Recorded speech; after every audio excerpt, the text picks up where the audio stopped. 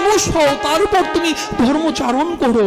তোমার মধ্যে মনুষ্যত্ব অর্জন নেই, জ্ঞান নেই, তুমি কি ধর্ম প্রচার করবে গো? আগে তো তুমি একটা মানুষ হও। আমার গুরুদেব কিছুক্ষণ পরেই কীর্তন করবেন। যার সঙ্গ সোনার, ওই পরশ পাথরের সঙ্গ করলে লোহা সোনা হয়। সারাটা জীবন তার সঙ্গে মোটর সাইকেলে ঘুরেছি, তিনি পরশ পাথর আমার। কিন্তু আমি এমন লোহা, এমন বঞ্চিত লোহা, এত জর্জরিত আমার দেহটা কোনোদিন শোনা হলো না এরকম পরশ পাথর পেয়েও। আমি অপরাধী। তিনি আমায় বলতো, বাবা আগে তুমি কীর্তনিয়া কত বড় হতে পারবে জানি না, কিন্তু একটা মানুষ হলে জগতের মানুষ তোমায় বলবে না ও একটা ভালো মানুষ হয়েছে, তারপর তুমি কীর্তন করো। মনুষ্যত্ব না থাকলে কীর্তন ভালো লাগবে কখন? যদি সাধুর বদন থেকে কৃষ্ণ কথা শোনো, যার মনটা সরল, যে মনের ভাষায় কোনো কীর্তনটা কোনো অভিনয় না, কীর্তনটা আবেগ, যেন তুমি যা বলছো এটা সত্য কথা তার মধ্যেই আছো, তবেই না কীর্তন ভালো লাগবে। আর অভিনয় করে গেলে সেটা কোনোদিন কীর্তন শ্রবণ করে কোনোদিন ভালো লাগবে না। তাই আপনারা আশীর্বাদ করবেন, আমার গুরু কৃপা নিয়ে আপনাদের চরণ ধরে নিয়ে যেন এই লীলা স্মরণ।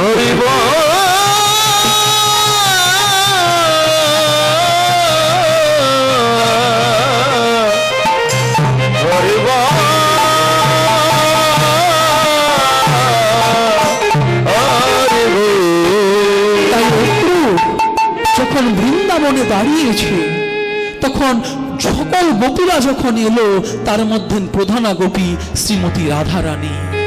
রাধারানীও ওই রথের সামনে এসে দাঁড়িয়ে বলল, তোমার নাম কি গো? এত বড় রথ নিয়ে তুমি এসেছো? বলছে, আমার নাম অক্রূর। বললো, কেন এসেছো? বলছে, তোমাদের কৃষ্ণ বলরামকে বৃন্দাবন থেকে মথুরায় নিয়ে যাব।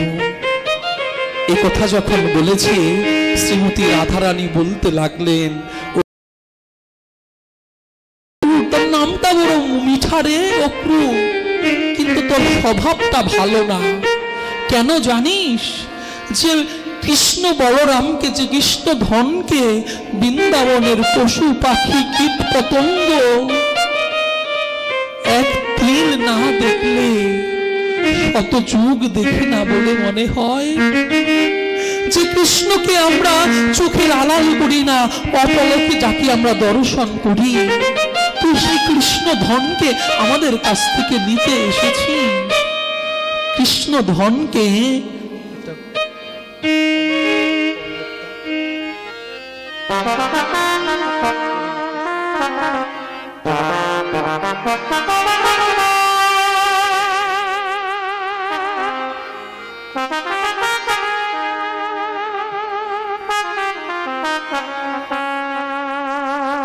বলতে লাগলেন যে কৃষ্ণ ধনকে তুই নিতে এসেছিস, আমাদের বৃন্দাবনের সকল পশু পাখি কীট পতঙ্গ, তরুলতা গুমলতা ধূলিকণা, যারা কৃষ্ণকে এক তিল না দেখলে মনে হয় শত জনম দেখি না। যে কৃষ্ণকে আমরা অদূর সঞ্জনিত এতটুকু বিরহে বৃন্দাবনের সকল গোপীরা তাদের নয়নের অশ্রু দিয়ে বৃন্দাবনের ধুলোকণি ধুয়ে যায়, আজ সেই কৃষ্ণ ধনকে তুই আমার কাছ থেকে নিতে এসেছিস। নিতেই যদি হয়, এই নে অক্রূর, তোর রথের চাকার নিচে আমার এই দেহটা পেতে দিলাম। আমার এই দেহের উপর দিয়ে রথ চালিয়ে আমার বক্ষটা চূর্ণ বিচূর্ণ করে যাওয়ার পর তারপর কৃষ্ণ ধনকে তুই আমার কাছ থেকে নিয়ে যাবি। এই দেহে প্রাণ থাকতে আমি কোনোদিন কৃষ্ণ ধনকে তোকে নিতে দেব না। সেদিন দূর থেকে দেখলো কৃষ্ণ রাধারানী ভোলান্তিতা। এবার রাধারানী ভোলান্তিতাকে দেখে কৃষ্ণ এসে বলল, রাধে, ও রাধে, রাধে উঠো রাধে, এই তো আমি আজ যাব, কাল ফিরে আসব। আমি আজ যাব, কাল ফিরে আসব। এই যে কাল বলে চলে গেল, সে কালের আর কাল হলো না। তাই বলতে লাগলো, প্রাণবল্লভ তুমি তো যাবে, তুমি জানো না প্রাণবল্লভ, তুমি জানো না তোমাকে না দেখে আমরা এক মুহূর্ত থাকতে পারি না। তোমায় যদি যেতেই হয় এই রাধারানীর ভিতরে প্রাণ থাকতে তোমাকে যেতে দেব না। তুমি আমার দেহে শুনেছি কেউ যাত্রা পথে ছোট্ট কেউ যাত্রা পথে যদি বের হয়, কারো মৃত্যুর সংবাদ শুনে গেলে নাকি তার যাত্রা শুভ হয়। হরি বল। তাই আমি কৃষ্ণ বিরহে তো আমি থাকতে পারবো না। তাই আমার এই দেহ থেকে আত্মাটা বের হয়ে গেলে তারপর তুমি চলে যেও, আমার মৃত্যুর সংবাদটা শুনে তুমি চলে যেও। এবার রাধা রানীকে বলতে লাগলো, কৃষ্ণ রাধে তুমি আমায় এত ভালোবাসো রাধে, আমি আজ যাব কাল ফিরে আসবো। আর আজ তোমায় আমি কথা দিলাম রাধে, আমি তোমার চরণের যে আলতা আপনারা জাগরণে শুনেছেন, যে রাধা রানী চরণের আলতা দিয়ে ওই কৃষ্ণের বক্ষে চরণ চিহ্ন এঁকে নিয়ে গেছে। আর বলল রাধে তোমার সেই চরণ চিহ্ন দেখে আমি ওই মথুরায় গিয়ে ভাববো বৃন্দাবনে আমায় ভালোবাসার মতো একজন মানুষ আছে যাকে আমি অনেক ভালোবাসি। আর আমিও তোমায় কথা দিয়ে গেলাম, আমিও বৃন্দাবন থেকে সর্বক্ষণ ভাববো রাধে বৃন্দাবনে আমাকেও ভালোবাসার মতো কেউ আছে। রাধে আমি আজ যাব কাল ফিরে আসবো। এই যে যে যুগল ভেঙে গেল, এবার রাধা কৃষ্ণর যুগল ভেঙে গেল বাবা। এবার রাধা রানী কাঁদতে কাঁদতে বলতে লাগলো, প্রভু তুমি আমার যুগল ভেঙে দিলে, এই জগতে যুগল ভেঙে গেলে মার কোনোদিন জোড়া লাগে না। যুগল যদি একবার ভেঙে যায় সে যে বাবু পারের পারে গিয়ে দাঁড়িয়ে থাকে। যুগল যে জন্ম জন্মান্তরের বন্ধন মা, কোনো বাবা যদি আগে চলে যায় ওই মার জন্য বাবা অপেক্ষায়, তাকে কখন সে আসবে। জন্ম জন্মান্তরের বন্ধন, এই যুগল ভেঙে গেলে মা আরো পাবে না। এই যুগল যেন ভাঙে না। গোবিন্দের কাছে সব সময় বলতে হয়, গোবিন্দ তুমি আমার শাখা সিঁদুর অক্ষয় রেখো, আমি যেন আমার তার আগে আমি চলে যেতে পারি। যুগল যদি ভাঙতে হয় গোবিন্দ আমার আগে সে যেন না যায়, আমি যেন তার আগে চলে যাই। এই যে যুগল ভাঙার বিরহ, সেই বিরহের কথায় আজ রাধা রানী কাঁদতে কাঁদতে বলতে লাগলেন, আমার আমার হরি আমার হরি গিয়ে বলো মধুপুরে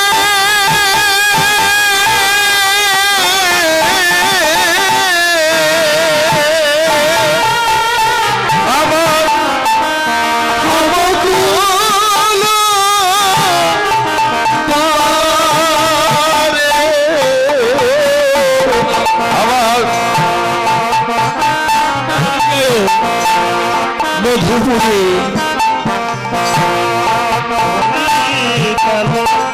মধুপুরে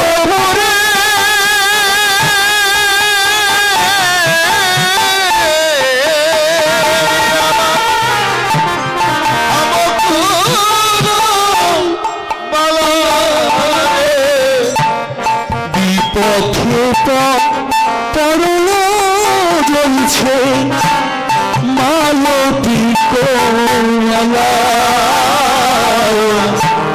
বিপথে পড়িল জইছে মালতী মালা। একটা মালতী ফুলের মালা, সেই মালাটা যদি বিপদে পড়েও থাকে তা যেমন কোনোদিন গোবিন্দ সেবায় লাগে না। আমার দশাটা মালতী ফুলের মালার মতো। আমার বধূ যখন আমায় ছেড়ে চলে গেল, আমার এই দেহটা মালতী ফুলের মালার মতো বিপথে পড়ে রইল। আমার এই দেহটা তো এখন আর কোনো কাজে লাগলো না রে সখী। তাই বধূ আমার যেদিন চলে গেল, আমার নয়নেক মৃদুদেহ দয়ানক হাস, সুখ গেল প্রিয়াসনে দুঃখ হামকাশ। যেদিন আমার প্রাণবল্লভ আমায় ফিরে চলে গেল, আমার সুখ সৌভাগ্য যা কিছু আছে সব নিয়ে যে গেছে, নিয়ে গেছে, নিয়ে গেছে, নিয়ে গেছে। আমার যত সুখ সৌভাগ্য সঙ্গে করে নিজে গেছে, আমার যত সুসৌভাগ্য সঙ্গে করে নিয়ে গেছে। এখন বন্ধু আমার পাশে আছে, সুখ সৌভাগ্য নিজে গেছে। ওরে দুঃখ পাশে আছে, সুখ সৌভাগ্য নিয়ে গেছে। দুঃখ আমার এখন পাশে আছে। যেদিন প্রাণবল্লভ আমায় ছেড়ে চলে গেল, সুখ আর সৌভাগ্য সব সঙ্গে করে নিয়ে গেল। এখন দুঃখের বোঝাটা আমার মাথার উপর দিয়ে তিনি চলে গেল। এখন যে আমার দুঃখের কথা কারো কাছে বলবো, কেউ না আমার দুঃখের কথা শুনবে গো। কার কাছে বলবো এই জায়গা কেউ শুনবে? জগতের দুঃখের কথা কেউ শুনতে চায় না। যার কাছে বলতে যাই সে তার দুঃখের কথা আমায় বলে। দুইজনের দুঃখ তিনি কমে না, আরো বেড়ে যায়। তাই এই দেহটা আমি রাখবো না, এই দেহটা আমি ত্যাগ করব।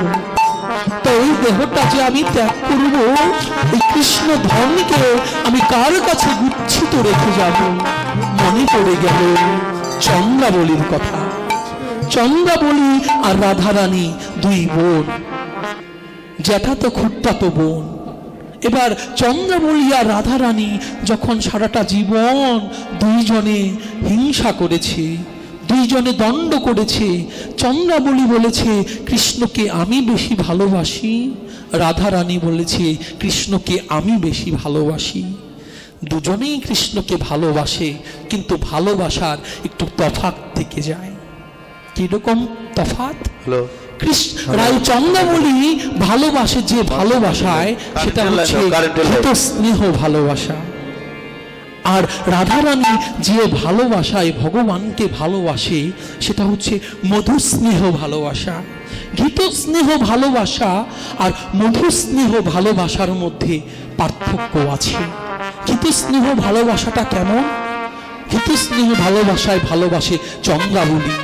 চন্দ্রাবলী গোবিন্দের সামনে গিয়ে সকালবেলা প্রভাতবেলা ভোগ দেয় আর গোবিন্দকে বলে, গোবিন্দ আজ প্রাণ ভরে তোমার সেবা দিলাম, আজকের দিনটা আমাদের খুব ভালো যাবে, কারণ গোবিন্দ সেবা আজ দিয়েছি।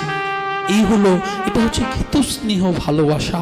আর মধু স্নেহ ভালোবাসা কোনটি? যে ভালোবাসায় রাধারানী গোবিন্দকে ভালোবাসে। রাধারানী ও গোবিন্দকে প্রভাতকালে ভালোবেসে ওই গোবিন্দের সামনে নিকটে গিয়ে বলে, গোবিন্দ, প্রাণবল্লভ গোবিন্দ, আমি তো তোমায় সেবা দিতে জানি না, আমি তো তোমায় সেবা দিতে জানি না, কষ্ট পাই, দুঃখ পাই। গোবিন্দ, আমি তোমায় সেবা দিতে পারি না, তুমি নিজ গুণে সেবা গ্রহণ করো। আমায় সেবা দিতে, তোমাকে সেবা দিতে যদি আমার কোনো অপরাধ হয় প্রভু, তুমি নিজ গুণে সেটা আমার অপরাধ ক্ষমা করে দিও। কারণ তোমায় যে সেবা দেব, সেই সেবা দেবার যোগ্য আমি নই। রাধারানী দুঃখ পায় আর কষ্ট পায়, সারাদিন কাঁদে, বলে আমার দ্বারা বুঝি গোবিন্দ সেবা হলো না।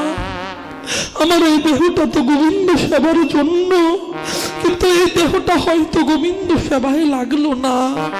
রাধারানী দুঃখ পায়, কষ্ট পায়।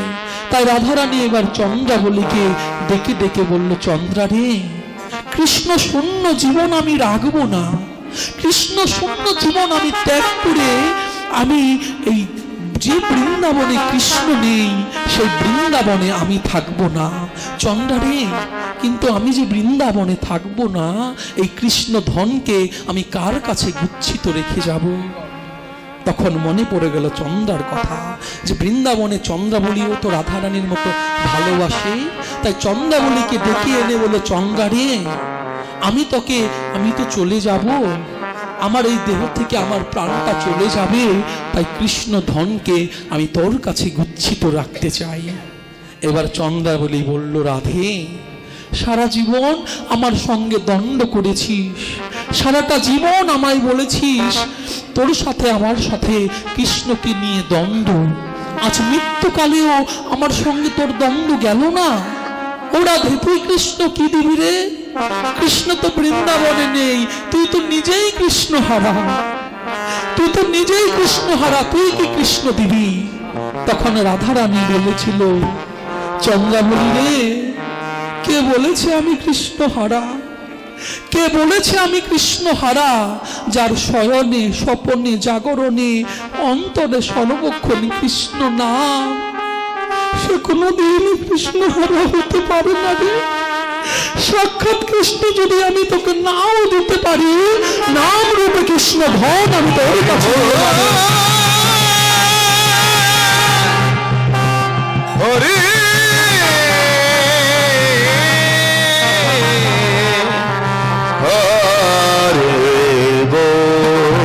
তাই বলতে লাগলেন, চন্দ্রারে আমি তো তোর কাছে নাম রূপে কৃষ্ণ ধন দিয়ে যাব, আমি তো চলে যাব, আমি তো মরে যাব, এই মরার আগে তোর কাছে আমি একটা কথা দিয়ে যাই, একটা কথা রাখবি আমার?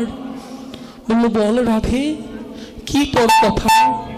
বললো, আমি যেদিন চলে যাব, যেদিন এই জগৎ সংসারে আমার আপন বলতে কেউ থাকবে না, যেদিন আমার এই দেহ থেকে প্রাণ পাখিটা চিরদিনের জন্য চলে যাবে, যেদিন এই জগৎ সংসারে আমার আপন বলতে কেউ রবে না, সেদিন তো আমি কথা বলতে পারবো না, সেদিন তো আমার এই হাত চলবে না, আমার চরণটা চলবে না, কর্ণ শুনবে না।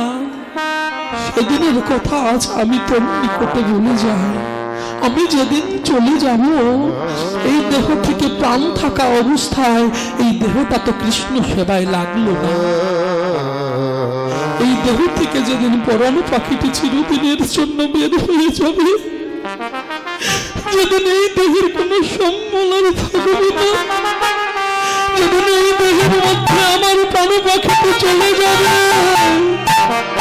যেদিন এই জগৎ সংসারে আমার আপন বলতে কেউ রবে না,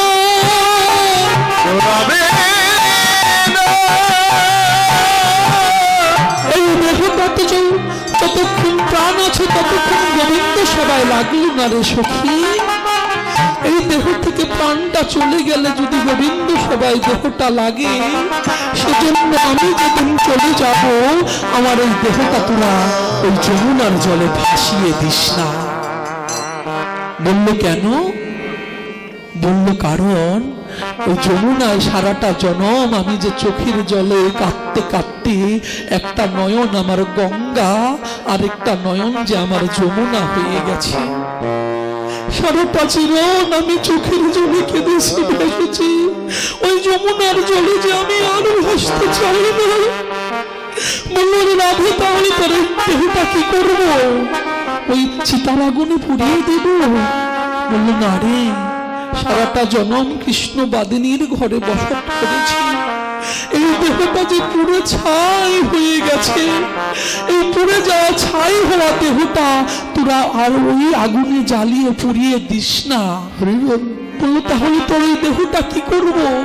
বললো যেদিন আমার এই দেহ থেকে প্রাণ পাখিটি চিরদিনের জন্য বিদায় নেবে, এই দেহে প্রাণ থাকা অবস্থায় তো দেহটা গোবিন্দ সেবায় লাগলো না, তাই আমি যখন মরে যাব আমার গলার মধ্যে রশি বেঁধে এই দেহটা ওই তমাল গাছে ঝুলিয়ে রাখবি, কারণ আমি তমাল বড় ভালোবাসি রে। যেদিন তমাল গাছে ঝুলিয়ে রাখবি, ঝুলিয়ে রাখার পরে এই দেহ থেকে একটা পচন সৃষ্টি হবে, পচতে পচতে ওই দেহের মাংসগুলো নিচে পড়বে, নিচে পড়লে সেখান থেকে জৈব ঘাসের সৃষ্টি হবে। আর যেদিন মথুরায় আমার প্রাণবল্লভকে নিয়ে গেছে, যেদিন কংসের গাভী বৎস এসে ওই তৃণ ঘাস আহার করবে, আর আহার করার পর ওই গাভীর দুধ দিয়ে যেদিন গোবিন্দ সেবা লাগবে, সেদিন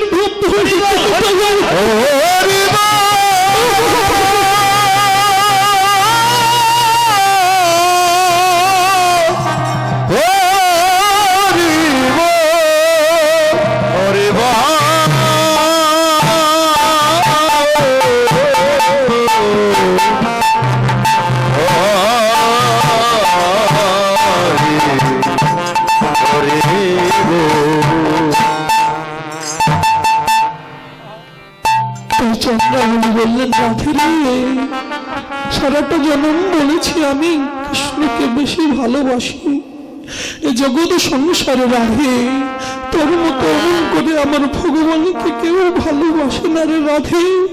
তোর ভালোবাসার কাছে যে আমি বাধা পড়ে গেলাম, তাই তোকে কথা দিলাম, তুই যা বলবি আমি তাই করব। তাই এবার চন্দ্রামূলের কাছে এবার রাধারানী বলতে লাগলো, কে বলেছে আমি কৃষ্ণ হারা? সাক্ষাৎ কৃষ্ণ যদি তোকে নাও দিতে পারি, নাম রূপে কৃষ্ণ ধন আমি তোর কাছে দিয়ে যাব। তাই এবার চন্দ্রামূলী কর্ণবৃত্তি দিলেন, আর রাধারানী সেই কর্ণের মধ্যে কৃষ্ণ নাম দিয়ে দিলেন। চন্দ্রামূলীর সেই যখন কৃষ্ণ নাম চন্দ্রামূলীর কর্ণের মধ্যে প্রবেশ করলো, চন্দ্রামূলী আর কৃষ্ণ নাম মিলে যে রূপ ধারণ করলো, সেই নদিয়ায় নিত্যানন্দ হয়ে গান করছে।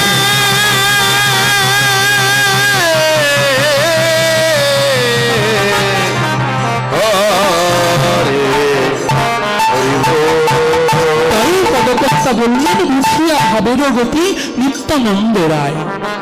ওই ভাবকে বা বুঝিলে নিতাই হইলে, কে ভাব বুঝে দে। আর কি বললেন, নিতায় চাঁদের মুখে সিঙ্গার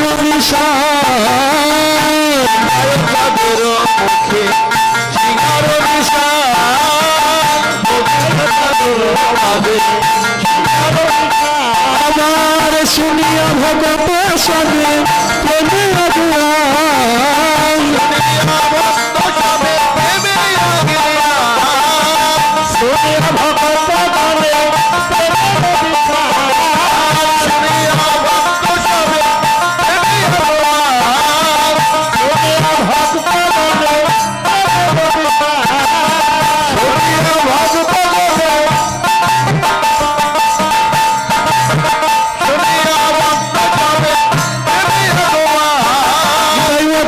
সিঙ্গার ধ্বনি আমার নিতাই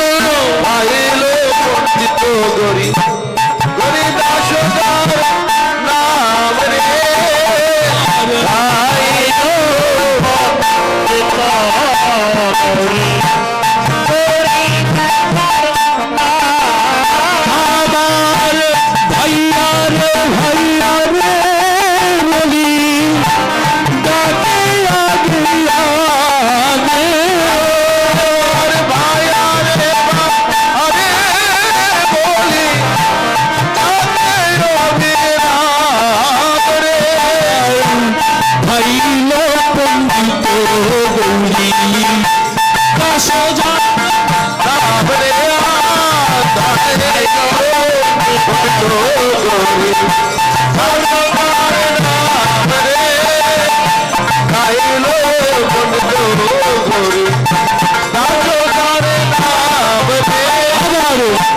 হেরিয়াসি মহাপ্রভু প্রেমের আবেশ হেরিয়াসি মহাপ্রভু প্রেমের আবেশ হেরিয়াসি মহাপ্রভু প্রেমের আবেশ আমার শিরে চূড়া শিখি মাথা মত বড় বেশ আর শিরে চোরা শিখি মাথা নত ভালোবেশ শিরে চোরা শিখি মাথা নত ভালোবেশ হেরিয়াসি মহাপ্রভু প্রেমের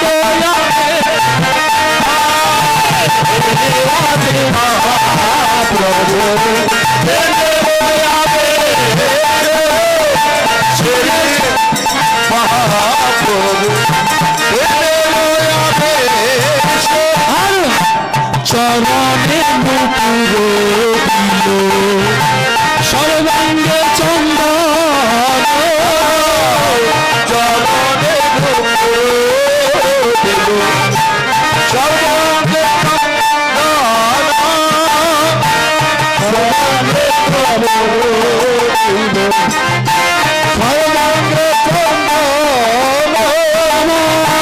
বংশীবাদনে কহে সোনা গোবর্ধন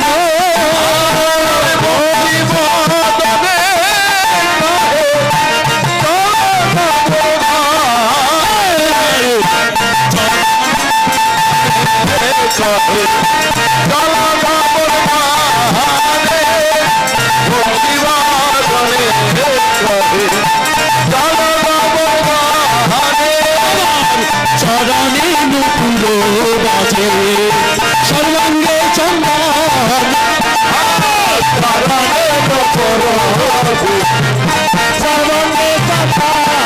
বংশীবাদনে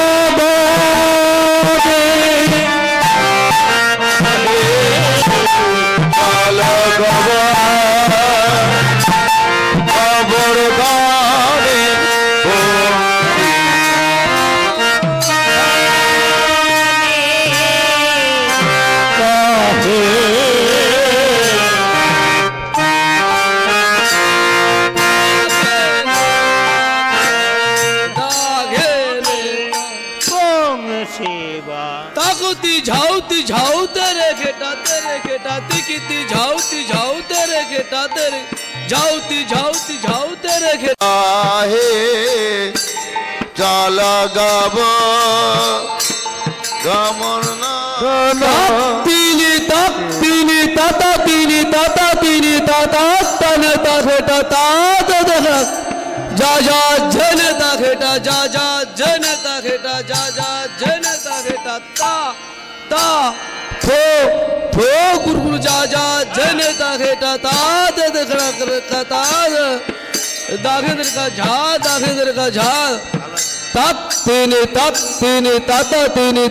तिनी ताता तन ता खेटा तात देखा जा जा जन ता खेटा जा जा जन ता खेटा जा जा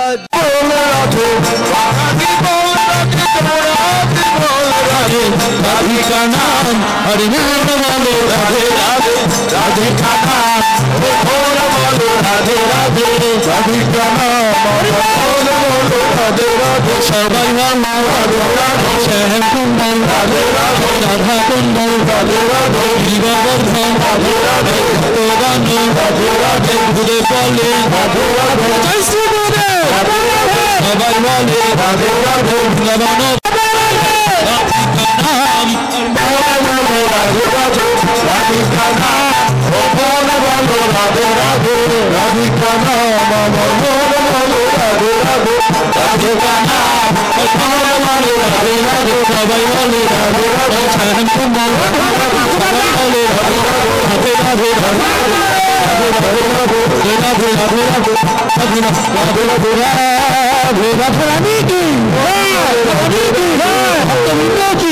জয় গুরুদেব কি মায়ের কুলে নন্দি খেতে খেতে গেলে বসিয়া মায়ের কোলে নদী খেতে খেতে দোলে বসিয়া মায়ের কোলে নদী খেতে খেতে দোলে বসিয়া মায়ের কুলে নন্দি খেতে খেতে গেলে বসিয়া মায়ের কোলে নদী খেতে খেতে দোলে বসিয়া মায়ের কোলে নদী খেতে খেতে দোলে কাল সীতা মেলো নিতে কালো সীতা বেলো কালো সীতা মেলো নিতে সময় যাবে হেন কালে সীতা মেলো নিতে সময় দেবে কালো সীতা বেলো সময় হলো গোফের সময় জেনে হেন কালে শ্রীরাম এলো নিতে হেন ব্রজবলী ভাষা হেন কালে যখন মায়ের কোলে গোপাল পা দুখানি দোলাচ্ছে আর নূপুর বাজাচ্ছে হেন কালে শ্রীরাম এলো নিতে শ্রীরাম যখন নিতে এলো তখন কেমন দেখতে নূপুর বাজাচ্ছে মাইকটার জন্য কীর্তনটা করতে পারছি না তবে গোপালের পায়ে কেন গোপাল সর্বক্ষণ সেই তেতা যুগ থেকে একদম কলি যুগ পর্যন্ত আমার গৌরাঙ্গ মহাপ্রভু নূপুর পড়েছে কেন নূপুর পড়লেন নূপুরকে তিনি ছাড়লেন না কেন এরও তত্ত্ব আছে নূপুরের তত্ত্ব আমরা এই ব্যাখ্যায় পদকর্তার ব্যাখ্যার মধ্যে নূপুরের ব্যাখ্যাটা চলে এসছে তেতা যুগে রামচন্দ্র যখন সীতাকে ওই রাবণ হরণ করে নিয়ে গেল সীতাকে যখন হরণ করে নিয়ে গেল রাম আর লক্ষ্মণ ওই দুই ভাই ওই সীতাকে খোঁজার জন্য দূর বনে বনে খুঁজে বেড়াচ্ছে হা সীতা বলে যখন খুঁজে বেড়াচ্ছে এবার রামচন্দ্র বলল ভাই লক্ষ্মণ রে ভাই লক্ষ্মণ আমার বদ্ধ জল পিপাসা লেগেছে তুই দেখ তো আশেপাশে কোনো জলাশয় আছে কিনা এবার লক্ষ্মণ বলল দাদা তুমি দাঁড়াও আমি একটা বৃক্ষের উপর দাঁড়িয়ে দেখছি আশেপাশে কোনো জলাশয় আছে কিনা এবার ওই লক্ষ্মণ একটা উঁচু বৃক্ষের উপর উঠে দেখতে পেল ওই পাশেই একটা জলাশয় ওই নিকটেই একটা জলাশয় এবার নেমে এসে দাদা রামচন্দ্রকে বলল দাদা পাশেই একটা জলাশয় আছে চলো আমরা জলাশয়ের নিকটে গিয়ে আমাদের তেষ্টা নিবারণ করি এবার রাম আর লক্ষ্মণ গেল সেই জলাশয়ের নিকটে যখন জলাশয়ের নিকটে গেল রামচন্দ্র তার তীরটা আর ধনুকটা একটা গাছের পাশে রেখে আর তীরটা মাটির মধ্যে গেঁথে রাখলেন এবার গেঁথে রেখে ওই কাদার মধ্যে যখন গেঁথে রেখেছে এবার ওই জলাশয় থেকে জল পান করার জন্য রাম আর লক্ষ্মণ গিয়েছে এবার রাম লক্ষ্মণ যখন জল পান করে এসেছে এবার ওই রামচন্দ্র যখন তীরটা তার কাঁধে নিয়েছে ধনুকটা যখন তুলেছে এবার ধনুকের মাথায় দেখছে দরদর করে রক্ত ঝরছে ওই তীরের মাথায় দরদর করে রক্ত ঝরছে তীরটা যখন তুলল আর তীরের মাথায় দরদর করে রক্ত ঝরছে এবার রামচন্দ্র বলল লক্ষ্মণ রে ভাই লক্ষ্মণ দেখতো আমি যে কাদার মধ্যে আমার এই তীরটা গেঁথেছিলাম ওর মধ্যে নিশ্চয়ই কোনো প্রাণী লুকিয়ে আছে আর প্রাণী লুকিয়ে দেখ দরদর করে রক্ত ঝরছে দেখতো ভাই কি ওর নিচে আছে কোন প্রাণী লক্ষ্মণ মাটি খুঁড়ে দেখছে ওই মাটির নিচে একটা ব্যাঙ ওই ব্যাঙ এমন ভাবে তীর বিদ্ধ করেছে ওই বিদ্ধ হয়ে বক্ষ ভেদ করে পিছন দিয়ে বের করে দিয়েছে আর ওই ভেগটির প্রাণ যায়নি এবার ভেগটিকে তুলে এনে রামচন্দ্র দেখছে ভেগ রক্তাক্ত হয়ে গেছে এবার ভেগটি প্রশ্ন করলো যে ভেগ আমি যখন তীরটা বিদ্ধ করতেছিলাম তুই তখন জয় শ্রীরাম বললি না কেন এই জগতে যারা জয় শ্রীরাম বলে আমার নাম একবার ডাকে আমি সেই ভক্তকে রক্ষা করি তুই যদি যখন তীরটা বিদ্ধ করলাম তখন তুই একবার জয় শ্রীরাম বলতে পারলি না তখন ভিকটা বলল, প্রভু, এই জাগতিক জগতে যদি কেউ বিপদে পড়ে, এই জাগতিক জগতে যদি কেউ অন্য কেউ আমাদের বিপদে ফেলে, তখন আমরা তোমাকে ডাকি। কিন্তু ভগবান, আজ তুমি নিজেই তো আমাকে বিপদে ফেলেছো। আজ তুমি যখন নিজে আমাকে বিপদে ফেলেছো, আমি তখন আর কারো নাম ডাকতে পারিনি, আমি কাকে ডাকবো? ভগবান, তুমি নিজেই তো আমাকে বিপদে ফেলেছো, তাই আমি জয় শ্রীরাম বলতে পারিনি, জয় শ্রীরাম। ভেবেছি ভগবানের কাছে যদি আমি, ভগবানের নিকটে যদি আমার প্রাণটা চলে যায়, এই জন্মতে ভেগ হয়ে জন্মগ্রহণ করেছি, এই জন্মটা আমার উদ্ধার হয়ে আবার আমি মানব কুলে জন্মগ্রহণ করতে পারবো গোবিন্দ, তাই আমি তোমার নাম করিনি। বলেছে ভগবান, তোমার নামের গুণে তো ওই হনুমানরা যখন ওই জলের মধ্যে জয় শ্রীরাম করে ওই পাথর নিক্ষেপ করলো, পাথর ওই জলের মধ্যে ভাসতে লাগলো। যখন রামচন্দ্র ওই পাথর নিক্ষেপ করলো, পাথর তলিয়ে গেল। কেন? নামের গুণে ওই হনুমানরা জয় শ্রীরাম করে পাথর নিক্ষেপ করে, নামের গুণে পাথর, লোহার পাথরও ভেসে উঠে। আর ভগবান যখন নিক্ষেপ করে,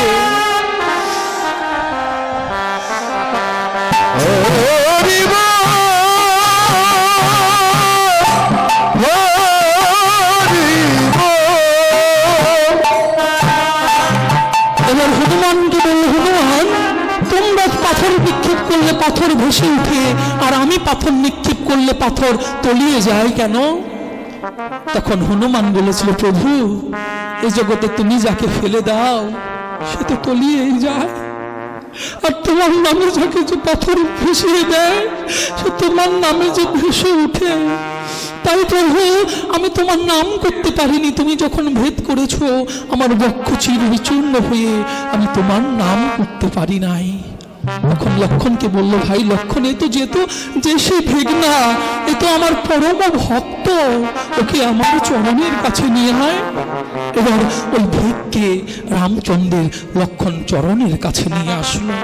চরণের কাছে যখন নিয়ে আসলো, এবার ভেগকে প্রশ্ন করলো, ভেগ, তোর প্রাণ ফিরিয়ে দিতে চাই, তুই কি চাস বল? আজ তুই আমার কাছে যা চাইবি আমি তোকে তাই দিয়ে দেব। তোর প্রাণ ফিরিয়ে চাস? এবার ভক্তি ভগবানের নিকট বলল, ভগবান, এই জন্মটা তো আমার ব্যর্থ, এই জন্মটা আমি কোথায় জন্মগ্রহণ করেছি, জলাশয় থেকেছি, কোনোদিন তোমার চরণ পাইনি। আমি এই জন্ম আর চাই না, কিন্তু এই জন্মের পর আবার যদি কোনো জন্ম হয় প্রভু, সেদিন যেন তোমার চরণ ছাড়া আমায় করো না। আমি যেন সেদিন তোমার চরণ ধরে রাখতে পারি, তোমার চরণ ছাড়া যেন কোনোদিন আমি না হই।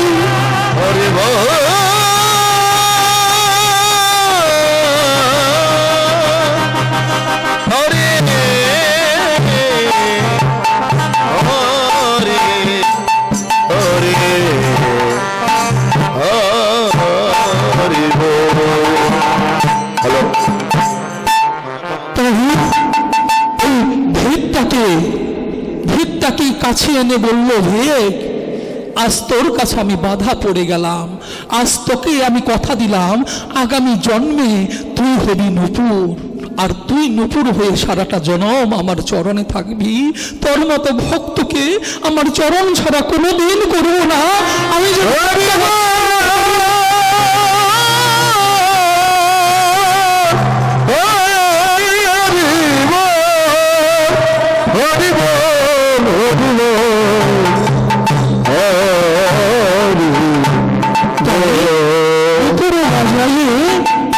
খেতে খেতে দিলে হেন কালে শ্রীদামে নিতে, কি বলে নীতি হলো, বসিয়া মায়ের কোলে ননি খেতে খেতে দিলে, বসিয়া মায়ের কোলে ননি খেতে খেতে দিলে, বসিয়া মায়ের কোলে ননি খেতে খেতে দিলে, বসিয়া মায়ের কোলে ননি খেতে খেতে দিলে, বসিয়া মায়ের কোলে ননি খেতে খেতে দিলে, হেন কালে শ্রীদামে নিতে, হেন কালে শ্রীদামে নিতে, হেন কালে শ্রীদামে নিতে, হেন কালে সীতা মেলনিতে কঠোর সময় জেনে হেন কালে সীতা মেলনিতে সময় জেনে হেন কালে সীতা মেলনিতে সময় জেনে হেন কালে সীতা মেলনিতে হেন কালে সীতা মেলনিতে।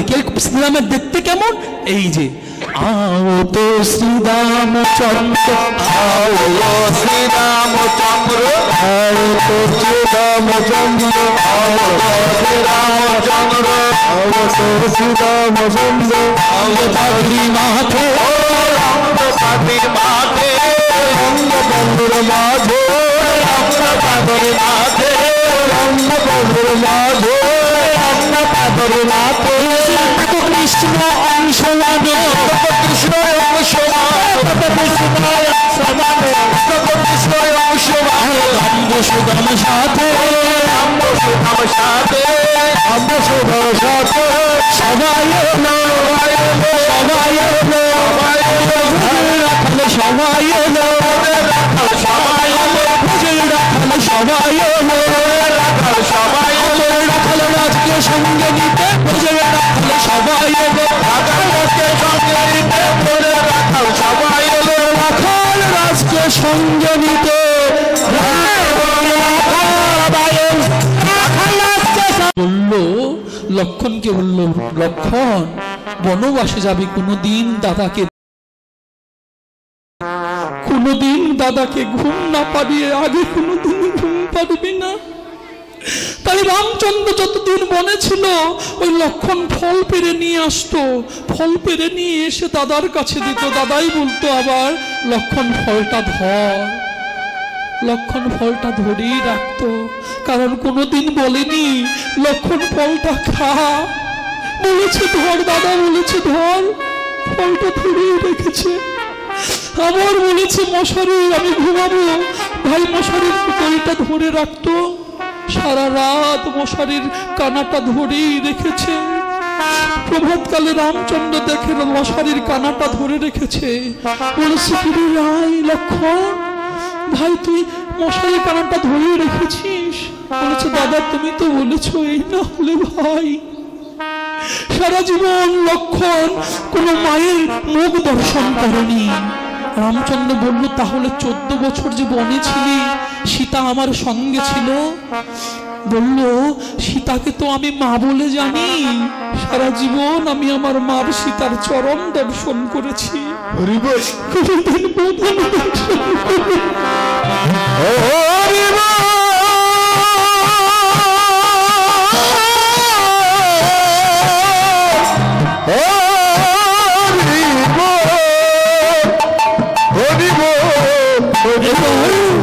যখন রামচন্দ্র বনবাসে গেলেন, ভরত ছিল মামার বাড়িতে, মামার বাড়ি থেকে এসে দেখে অযোধ্যা যেন এ নরকপুরী হয়ে গেছে। নরকপুরী যখন হয়ে গেছে, এবার অযোধ্যায় সবার কাছে জিজ্ঞেস করলো যে এই দুর্দশা কার জন্য হয়েছে। তখন অযোধ্যাবাসী বলল ভরত যাও, তোমার মা কৈকির জন্য এই অযোধ্যার সর্বনাশ ঘটেছে। এবার ভরত মা কৈকির কাছে গিয়ে বলল মা গো, মা তুমি আজকের এই দিনটা আমাকে দেখাবে, সেই দিনটা দেখার আগে আমার মরণ হলো না কেন মা? আজ ভগবান তুল্য রামচন্দ্র আমার দাদা গেল বনে, আমার দাদা ভাববে এই সম্পত্তির লোভে আমি আমার দাদাকে বনে পাঠিয়েছি। তোমাকে 14 বছরের জন্য তুমি যেমন দাদাকে বনে পাঠিয়েছ, আমিও কথা দিলাম 14 বছর তোমাকে আমি মা বলে ডাকবো না।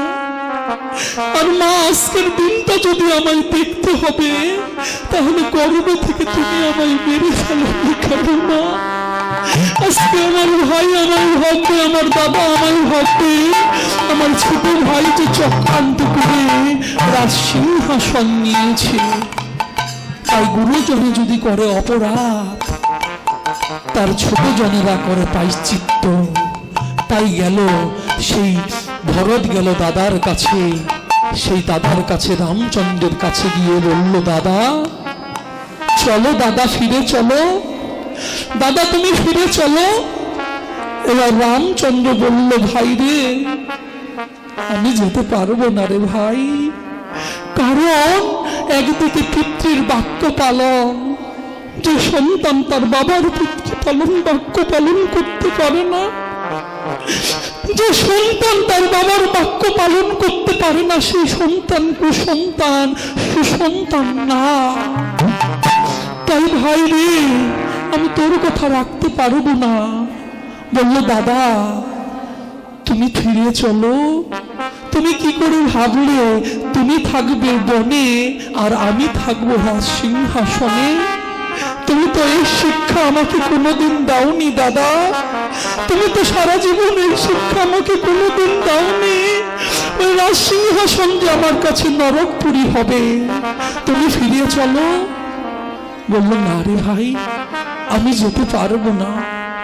যখন বললো যেতে পারবো না, এবার বললো, দাদা আজ ছোট ভাই হয়ে তোমার কাছে আমি একটা জিনিস ভিক্ষা চাইব, তুমি কথা দাও আমাকে ফিরিয়ে দেবে না? তুমি কথা দাও আমাকে ফিরিয়ে দেবে না? তখন বললো, ভাই একটা ভাইয়ের কাছে কোনোদিন ভিক্ষা চায় না রে।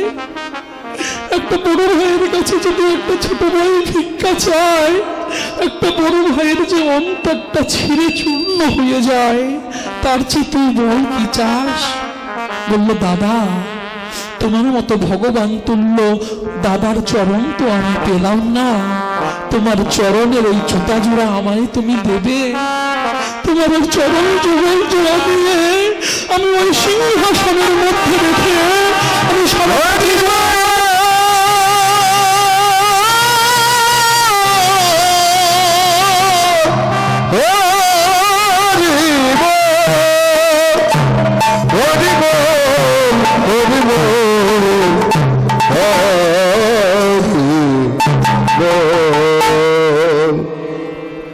রামচন্দ্র বলতে লাগলো, ভরত রে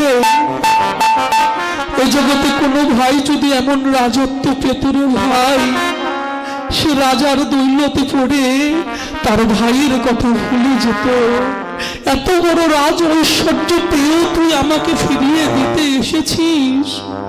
ভাই রে তোর মতো একটা ভাই যে আমার আছে, এই জগতে যে তোর মতো আমার একটা ভাই আছে, এ কথা ভাবতেই গর্বে আমার বুকটা ভরে যাচ্ছে রে ভাই। তাই আজ থেকে কথা দিলাম রে ভাই, একটা বড় ভাইয়ের কাছে একটা ছোট ভাই চাইলে যদি বড় ভাই না দিতে পারে, সেই বড় ভাইয়ের অন্তরের যে কি ব্যথা রে ভাই। এ জন্মে যেমন আমি বড় হয়েছি, তোকে কথা দিলাম আগামী জন্মে ভরত আমি তোর বড় হব না, আমি তোর ছোট ভাই কানাই হয়ে জন্মগ্রহণ করব।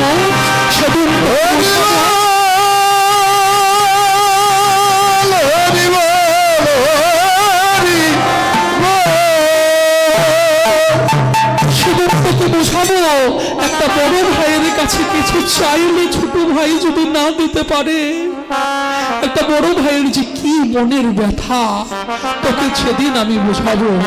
তাই ভরত ওই চরণের জুতাটা মাথায় করে নিয়ে সিংহাসনের মধ্যে রাখে 14টা বছর রাজত্ব করে দিল বাবা। ভরত রামচন্দ্র বনবাসে থেকে যতটা না ব্যথা আঘাত কষ্ট পেয়েছে, তার চেয়ে 100 ভাগ কষ্ট ব্যথা আমার ভরত পেয়েছে বাবা। ঘরে থেকে ভেবেছে দাদা ঘুমায় ওই বনের মধ্যে পাতা নিয়ে, আর আমি ঘুমাবো রাজসিংহাসনে। ওই ভরত কি করে তুলসী তলায় ওই মাটির মধ্যে ঘুমিয়ে বলে, এটাই তো আমার জীবনের শেষ ঠিকানা, এই ঠিকানায় তো আমার একদিন আসতে হবে, আমার যে এটাই ঠিক ঠিকানা। এই যে ভাই ভাইয়ের মধ্যে ভালোবাসা ফুটে উঠেছে, তাই বলছে ভাই কানাইকে শ্রীদাম সুদাম দাম সুদাম বলছে, আজ গোঠে যাবি না ভাই কানাই, তোকে ছাড়া আমরা শ্রীদাম সুবল নিকটে যাইয়া, শ্রীদাম সুবল নিকটে যাইয়া, শ্রীদাম সুবল নিকটে যাইয়া, কহিছে শুনহে সুবল ভাইয়া, কহিছে শুনহে সুবল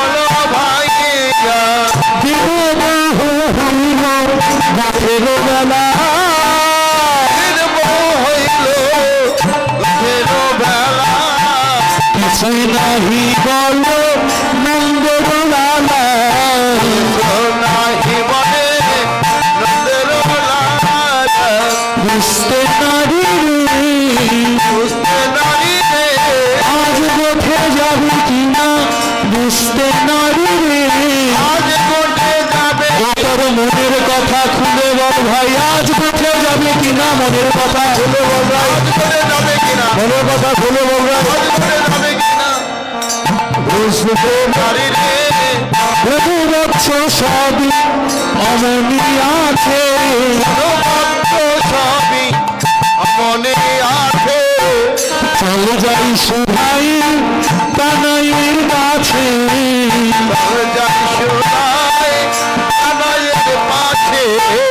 রাখাল গণ সব দাঁড়ায় পথে রাখাল গণ সব দাঁড়ায় পথে জগনন্দন যাইবে সাথে জগনন্দন যাইবে সাথে সঙ্গী হইয়া রে সঙ্গী হইয়া রে আমি কবে গোঠে যাব সঙ্গী হইয়া রে আমি কবে গোঠে যাব সঙ্গী হইয়া রে আমি কবে গোঠে যাব খালবাদের সঙ্গী হইয়া আমি কবে গোঠে যাব রাখালগণের সঙ্গী হইয়া আমি কবে গোঠে যাব রাখালগণের সঙ্গী হইয়া আমি কবে গোঠে যাব সঙ্গী হইয়া রে রসিদানু যাই যাইয়া কহে কহে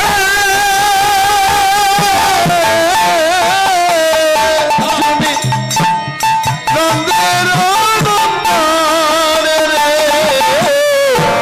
শ্রীরাম যাই ইয়া কহে